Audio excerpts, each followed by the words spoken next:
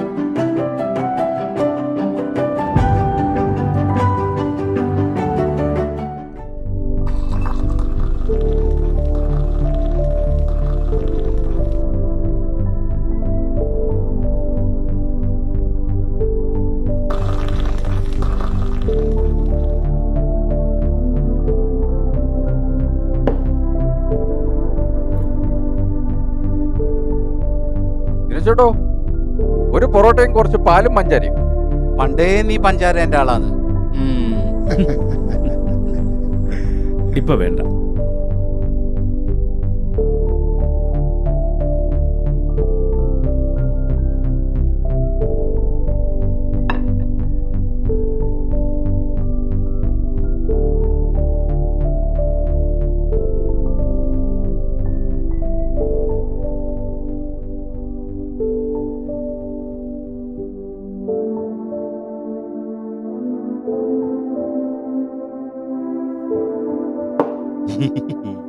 രമേശേട്ടാ, എന്താ വിജയ,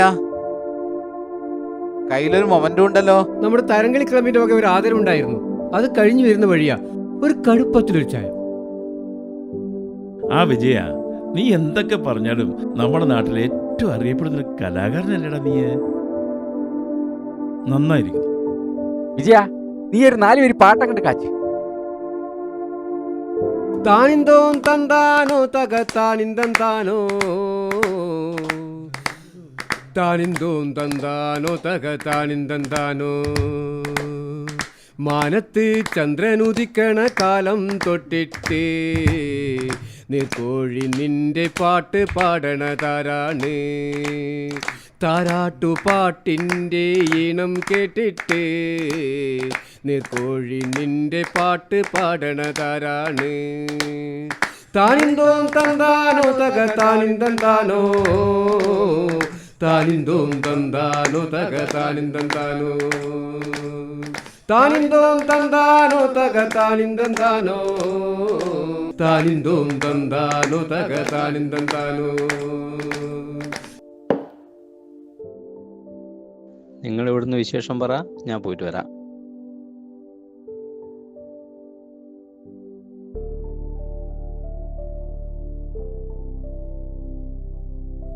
ഈ പത്രം ഒന്നും വായിക്കില്ല മാഷേ. എന്താ എല്ലാരും ഒന്ന് തുറച്ചു നോക്കുന്നത്? ഞാൻ പറഞ്ഞത് ശരിയല്ലേ? എടാ, പത്രം വായിച്ചാലല്ലേ അറിവ് ലഭിക്കൂ. ഓ, അറിവിന്റെ ഒരു നിറകണം വന്നിരിക്കുന്നു. എന്റെ മുത്തപ്പ, എവിടെ ചെന്നാൽ ഈ തള്ളു തന്നെയാണല്ലോ. എന്താടാ, ഞാൻ പറഞ്ഞത് ശരിയല്ലേ അല്ലേ മാഷേ? ഈ പത്രത്തിൽ എന്താ ഇത്ര കൂടുതലുള്ളത്? വാർത്ത. എന്റെ മാഷേ, മൊത്തം പരസ്യമല്ലേ ഉള്ളൂ. അത് ശരിയാ, ലക്ഷക്കണക്കിന് രൂപയാണ് അവർ പരസ്യത്തിലൂടെ വാങ്ങിയെടുക്കുന്നത്. നമുക്ക് പത്രം വെറുതെ തന്നാലും അവർക്ക് ലാഭ. അതുകൊണ്ട് എന്ന് പത്രം വെറുതെ തരുന്നോ അന്നേ പത്രം ഞാൻ വായിക്കും. പൂക്കൊണ്ട് ഫോറസ്റ്റിൽ വൻ തീപിടുത്തം, 100 കണക്കിന് കാട്ടുമൃഗങ്ങൾ വെന്തുമരിച്ചതായി കരുതപ്പെടുന്നു.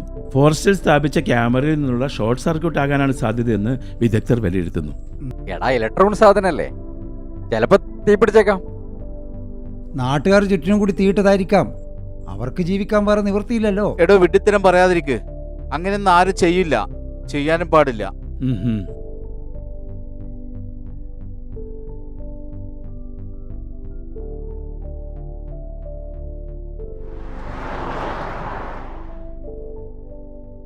പവേട്ടാ, ഒരു ചായ തന്നേ.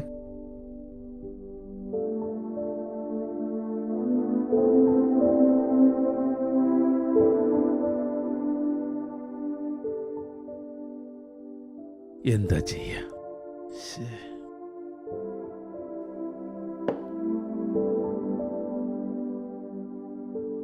ശശാങ്ക, നീ ഇപ്പം തന്നെ 300 ഉറുപ്പ്യോളം പറ്റായിട്ടുണ്ട്. എനിക്കിപ്പം കാശ് കിട്ടണം. അതെങ്ങനെയാ? പണിക്കൊന്നും പോകാതെ സദാസമയം കള്ളു കുടിച്ച് നടക്കല്ലേ? എടാ ശശാങ്ക, നിനക്ക് നിന്റെ കുടുംബത്തെ ഒന്ന് ഓർത്തൂടെ? അത് പോട്ടെ, നിന്റെ കുട്ടീനെ ഓർത്തെങ്കിൽ നിനക്ക് ഈ കള്ളുകൂടി നിർത്തിക്കൂടെ? മാഷേ, മാഷിന്റെ ഗുണവധികാരം കുറെ കേട്ടിട്ടുള്ളതാണ്. ഈ ശശാങ്കനിട്ട് ഉണ്ടാക്കാൻ വരില്ല കേട്ടോ.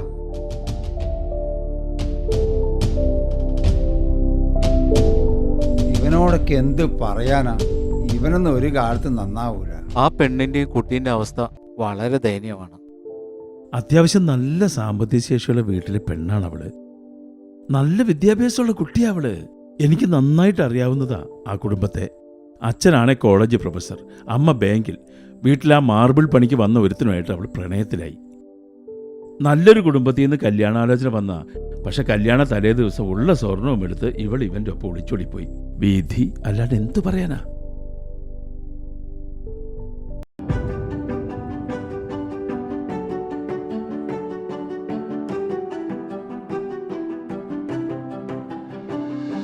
എത്ര നേരം ഇവിടെ ഓനെ കാത്തിരിക്കുന്നു? ഓനെ കാണുന്നേ ഇല്ലല്ലോ. ഓൻ ഇന്നലെ ഇങ്ങ് വന്നല്ലേ ഉള്ളൂ. ആ, നാളെ വിഷുവല്ലേ, ഇത് കഴിഞ്ഞിട്ട് വേണം പടക്കം വാങ്ങാൻ പോവാൻ.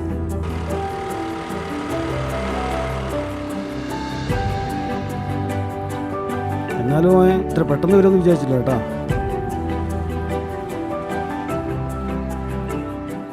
ആ, ഇന്ന് വിഷു ആയതുകൊണ്ട് നല്ല തിരക്കായി പോയി. ഇനിയുണ്ട് 2-3 സ്ഥലത്ത് കൊടുക്കാൻ. എന്നാലും നീ ഇത്ര പെട്ടെന്ന് ജയിലിൽ നിന്ന് എങ്ങനെ ഇറങ്ങിയടാ? ഇതൊക്കെ വെറും സിമ്പിൾ അല്ലേ? ഞാൻ ഹാൻസ് ആയിരുന്നല്ലോ മുന്നേ വിറ്റോണ്ടിരുന്നത്. പിടിച്ചപ്പം വെറും 2000 രൂപയെ ഫൈൻ ഉണ്ടായിരുന്നുള്ളൂ. ഒരു ദിവസം 4000 രൂപയുടെ ഹാൻസ് ഞാൻ വിൽക്കുമായിരുന്നു. പിന്നെ 2000 കൊടുത്താലെന്താ? അതുകൊണ്ട് ഞാൻ ഈ സ്റ്റൈലൊന്ന് മാറ്റി പിടിച്ചു. ഇനി വേണം എൻ്റെ ബിസിനസ് ഒന്ന് ഉഷാറാക്കാൻ. ആ, നമ്മളോട് പൈസ മേടിച്ച് നീ ഉഷാറാക്കടാ. എന്നാൽ പിന്നെ നിങ്ങൾ വിഷുവൊക്കെ അങ്ങ് അടിച്ചു പൊളിക്ക്. എനിക്ക് 1-2 സ്ഥലത്ത് കൂടി കൊടുക്കാനുണ്ടേ. ഓക്കെ. ഇപ്പോൾ ഓൺലൈൻ ബിസിനസ് ആയതുകൊണ്ട് പരിപാടി എളുപ്പാ. പറയുന്ന സാധനങ്ങൾ പറയുന്ന സ്ഥലത്തെത്തും. ആ, അത് ശരിയാ. പക്ഷെ ഒരു കാര്യമുണ്ട്, 70% ബിസിനസ്സും ഓൺലൈനിലാണ്. നമ്മുടെ കച്ചവടക്കാർക്ക് പൊട്ടി പാളീസായി.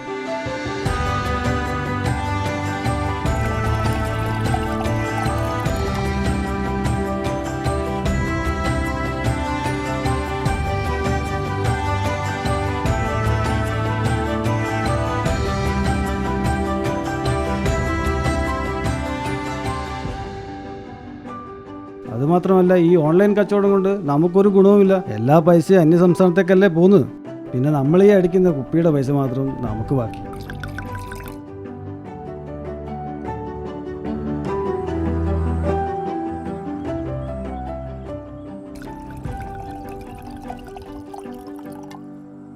അത് ശരി, എന്നെ കൂട്ടാതെ നിങ്ങൾ പരിപാടി തുടങ്ങിയല്ലേ? ശശാങ്ക, ഷെയർ തരാതെ ഒരു പരിപാടി നടക്കില്ല. കഴിഞ്ഞ തവണ നീ ഞങ്ങളെ പറ്റിച്ചതാ. ശശാങ്ക, ചൊറിയാണ്ട് നീ പോ. അത് ശരി, എൻ്റെ ഭാര്യയുടെ സ്വർണവും വിറ്റ് നമ്മളെല്ലാവരും ഇവിടെ കൂടിയിരുന്ന് അടിച്ചതാ. എന്നിട്ടിപ്പോൾ എൻ്റെ കയ്യിൽ പൈസ ഇല്ലാതായപ്പോൾ ഞാൻ അവിട്ട്.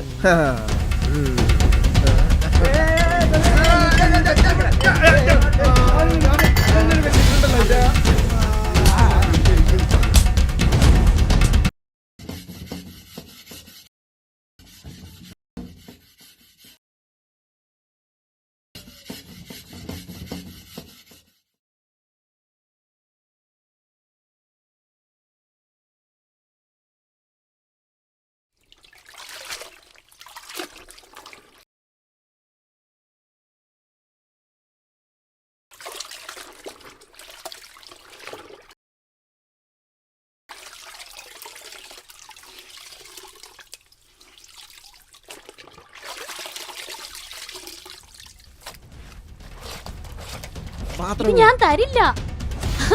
വിട്, വിട്. ഇങ്ങോട്ട് വാടി. നീ എന്നോട് തകർക്കാനായോ? ഇങ്ങോട്ട് വാടി.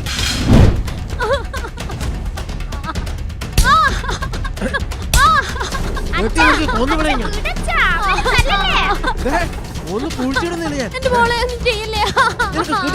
അമ്മേ,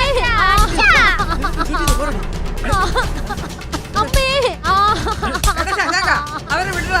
കുട്ടികളാണോ നിന്റെ പരാക്രമം? എന്റെ കുടുംബകാര്യത്തിൽ ഒരുത്തിനും ഇടപെടാൻ പറഞ്ഞു.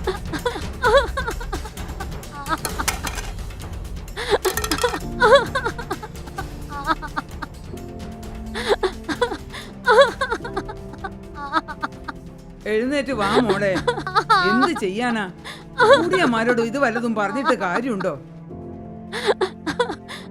വാ.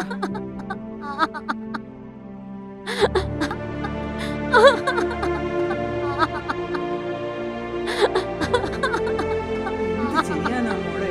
നിന്റെ വിധി ഇതായി പോയി. എനിക്കറിയാം, എന്നെ വളർത്തി വലുതാക്കിയ എന്റെ അച്ഛനമ്മമാരോട് ഞാൻ ചെയ്ത തെറ്റാണ്. അവരുടെ ശാപമാണ് ഞാൻ ഈ അനുഭവിക്കുന്നത്.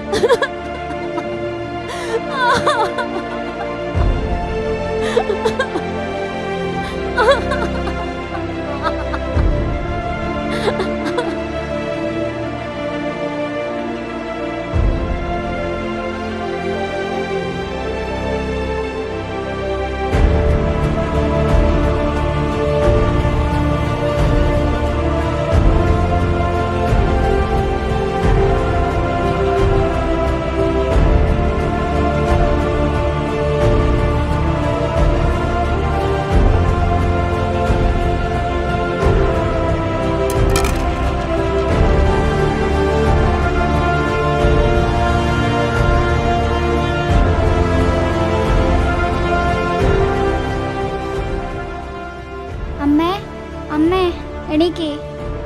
എന്തിനാ അമ്മേ അച്ഛൻ ഇങ്ങനെ അമ്മേനെ ഉപദ്രവിക്കുന്നത്? കരയല്ല അമ്മേ.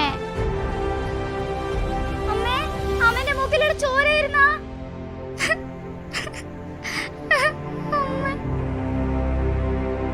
കരയല്ലേ മോളെ. അച്ഛൻ അമ്മേന്റെ തല ഭിത്തിക്കിട്ടിടിച്ചത് മുതൽ അമ്മേന്റെ മൂക്കിൽ കൂടെ ചോര വരുന്നുണ്ട്. ആദ്യകാലത്തൊക്കെ അമ്മേനെ അച്ഛൻ എത്ര സ്നേഹിച്ചു എന്നറിയോ? ഇനി അമ്മ എത്ര കാലം ജീവിച്ചിരിക്കുമെന്ന് പറയാൻ പറ്റൂല. അങ്ങനെ പറയില്ല അമ്മേ.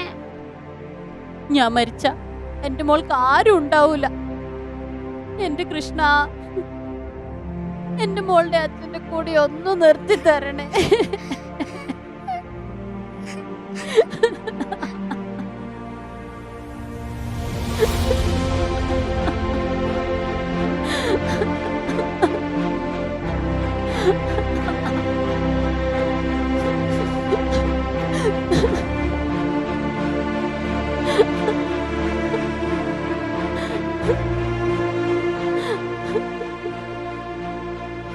കൃഷ്ണ, എന്റെ അച്ഛന്റെ കൂടി മാറ്റി തരണേ. എപ്പോഴും ഞാൻ പ്രാർത്ഥിക്കുന്നതല്ലേ. എന്നെയും കൃഷ്ണന് വേണ്ടതായോ? അമ്മയുടെ അസുഖം മാറ്റി തരണേ കൃഷ്ണ. എനിക്ക് വേറെ ആരുമില്ല. എന്റെ കൃഷ്ണ.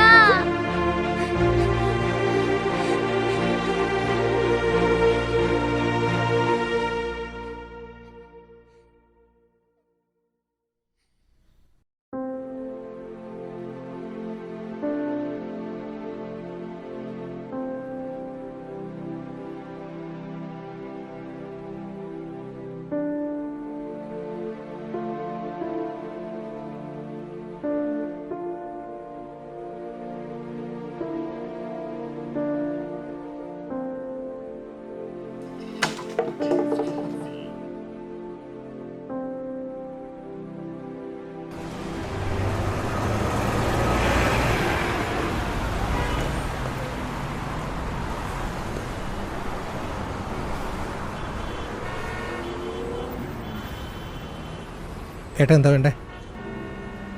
പെൺകുട്ടികളുടെ ഒരു കുപ്പായം.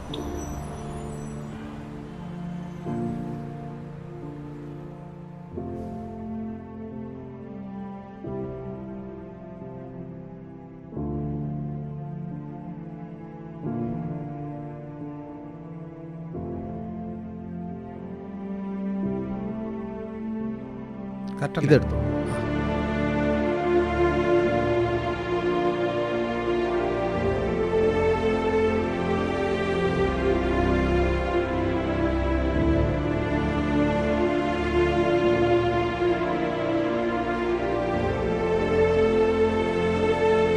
ആ 750 രൂപ. പൈസ നാളെ തരാം. എൻ്റെ പുണ്യയുടെ ഇത്രയും വലിച്ചു വാരിയിട്ടിട്ട് പൈസ നാളെ തരാനോ? അതൊന്നും നടക്കുന്ന കാര്യമല്ല. സാധനം നാളെ തരും. ഇല്ല, തരാൻ പറ്റില്ല. ഇല്ല, സാധനം കടം തരാൻ പറ്റില്ല കേട്ടോ. ഇത്രയും വലിച്ചു വാരിയിട്ടിട്ട് പൈസ ഇല്ലെന്ന് പറഞ്ഞിട്ടില്ല. എന്തല്ലേ ഇത്, ഓരോരുത്തർ പല്ലടിച്ച് വന്നിട്ട്.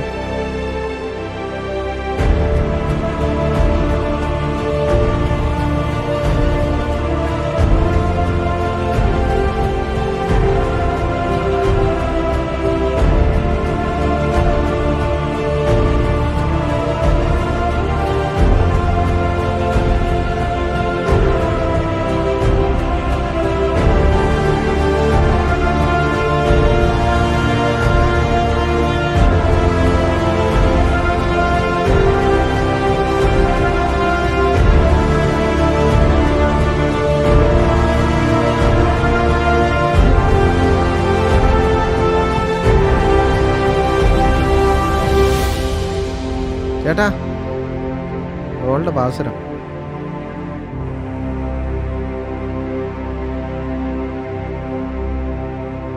എന്തെങ്കിലും കൊടുക്ക്. സഹോദര, ഇന്നത്തെ കാലത്ത് ഇങ്ങനെ ആരും ചെയ്യില്ല. എൻ്റെ ഒരു സന്തോഷത്തിന് വേണ്ടി ഈ പൈസ വെച്ചോ.